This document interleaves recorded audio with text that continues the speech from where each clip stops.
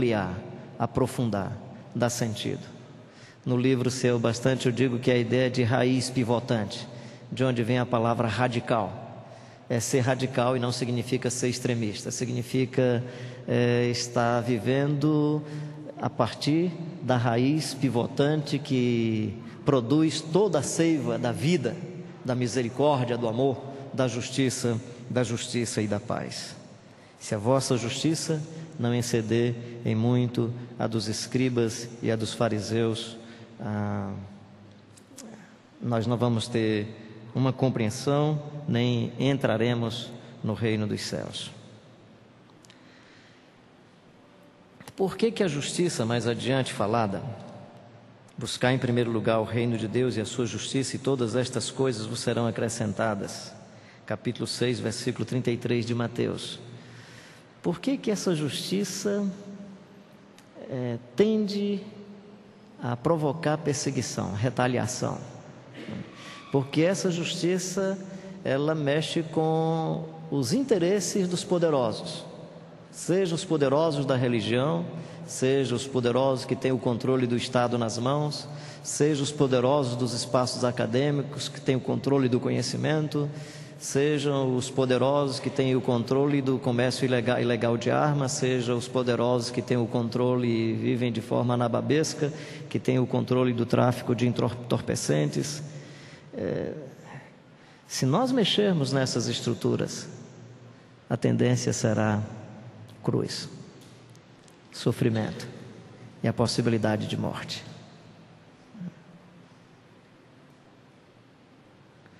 Eu tenho me envolvido com um grupo de adolescentes lá em Fortaleza, que no momento se autodenominam meninos de Deus. Isso me dá uma alegria muito grande, né? Acho que eles ainda não conseguem ser muito de Deus, ou já são de Deus, eu é que não enxergo, né? Me aproximar de um deles com 12 anos de idade foi muito difícil. Meu primeiro almoço com aquela garotada, bati no bonezinho daquele rapaz, ele me encarou como quem encara um agressor. Eu, sem me aperceber, gosto muito, talvez por causa dessa altura toda, gosto muito de me aproximar das crianças, fico me identificando algumas vezes. Se ele tem 11 anos abaixo, eu consigo olhar para baixo um pouco. Se é de 12 anos para cima, eu já começo a olhar assim, né? Mas aí me identifico, e aí tentei me aproximar, continuar me aproximando do garoto. Um outro de 13 anos me puxou assim e disse: Carlinhos, ele é o mais perigoso da gente, não brinca com ele não, que ele é perigoso.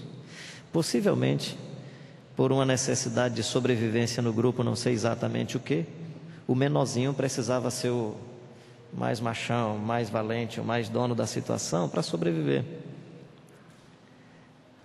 Aí quando sentamos para almoçar, um baião de 2 cearense, uma tilápia bem assadinha, achei que ele mastigando poderia estar um pouco mais sensível. E aí, meu filho, como é que está essa vida? Me olhou, continuou mastigando, não disse nada. Aí eu resolvi dialogar sobre o mundo que ele vivia. Esse mundo que você vive é muito perigoso, você não tem medo de morrer. Quem deve ter medo de morrer é quem chega perto de mim. Eu disse: como assim? Eu atiro na cara de qualquer um, basta fazer cara feia.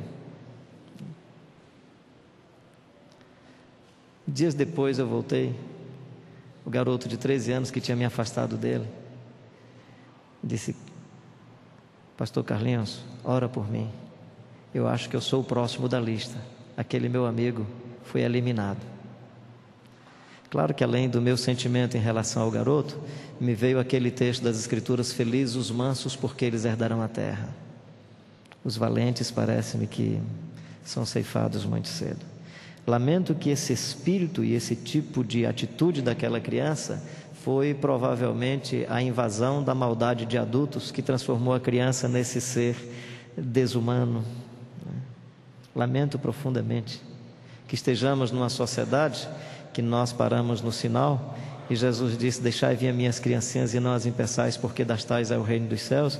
E você se depara com uma criança que tudo indica foi perdendo a beleza da sua infância, da sua inocência, e esse processo foi antecipado com muita violência, com muita maldade, com muita perversidade.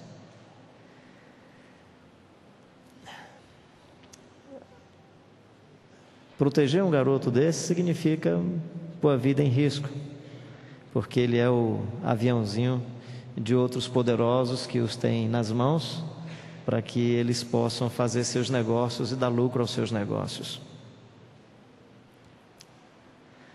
Pensar em denunciar as falcatruas, as enroladas, os enganos dos políticos brasileiros. Pensar em denunciar a perversão que nós fizemos da instituição cristã, que deveria ser representante dos sinais do Evangelho, e muitas delas estão se transformando em indústrias da fé, servindo a todo tipo de negócio para projeção econômica e às vezes para barganha política na sociedade brasileira. Viver o Evangelho nesse tipo de contexto, viver a justiça do reino e o reino de Deus pode implicar em sofrimento e cruz.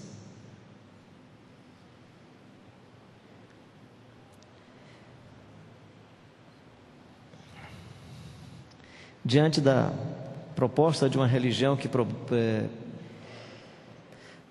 produz ou propaga prosperidade, e você propõe cruz?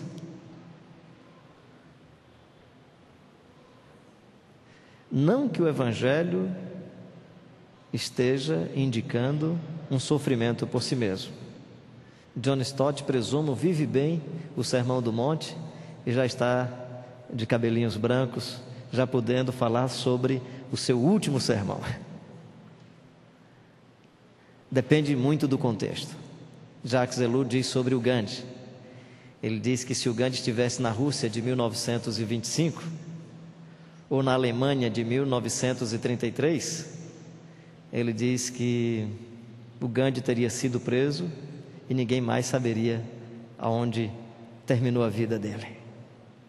Claro que depende de onde você está.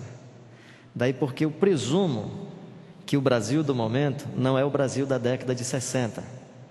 Com isso eu queria animar a você a lutar pela justiça,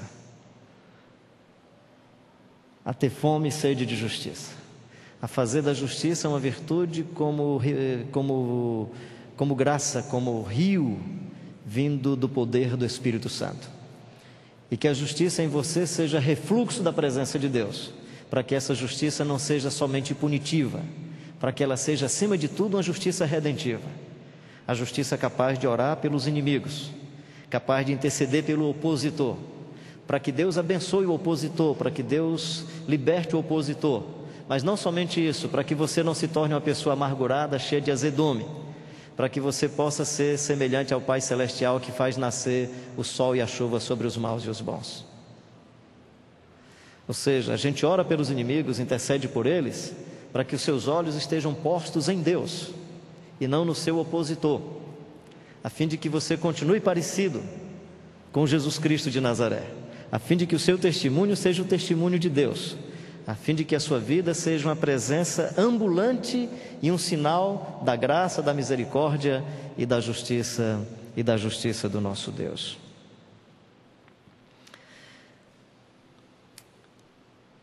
Eu fui hospedado uma vez numa casa de um amigo aí por esse Brasil afora.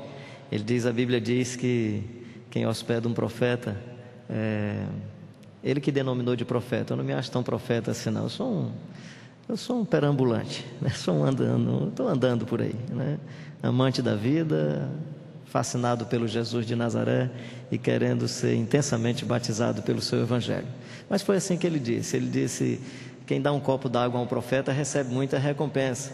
Imagina quem dá cama, almoço, jantar, hein, cara? Eu disse, rapaz, a Bíblia diz que recebe recompensa de profeta, e recompensa de profeta é chibatada e cadeia. Então você está perdido, cara. Você está perdido. A Igreja Evangélica Brasileira e os seguidores de Jesus nesse Brasil precisam resgatar a sua dimensão profética. Claro que há um certo profetismo no Brasil que eu acho tão interessante. Profetiza sobre o irmão, aí você profetiza só coisa boa, né? Quando eu vou para a Bíblia, o pessoal só profetizava dizendo, cara, você é safado, muda a vida, né? Eu queria que os irmãos fizessem isso, profetiza sobre o irmão, cara, você é safado, você está no... né? Devia ser isso. Você é um poderoso, né? Profetiza sobre o irmão. Assim, a gente às vezes confunde as teorias do Laí Ribeiro sobre o poder mágico das palavras com o poder do Evangelho e a graça de nosso Senhor Jesus Cristo. Cuidado